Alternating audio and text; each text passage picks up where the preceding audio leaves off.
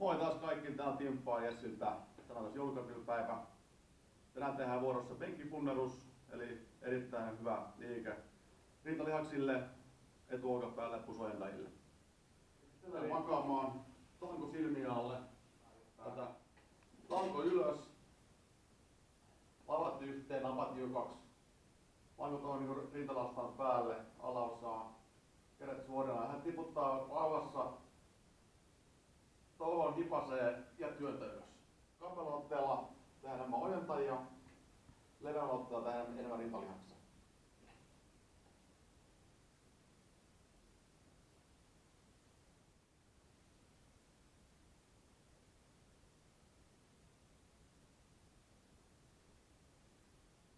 Eli noin. Eli muistaa liikkeessä pääkohti ja selkeästi hartiat alhaalla, lavat yhdessä, että rintakehä pyöristyy, napat tiukaksi.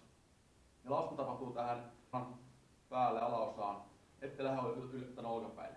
Eli rauhassa hallitusti liike, niin se auttaa taas kehittymään. Tsemppiin, yes!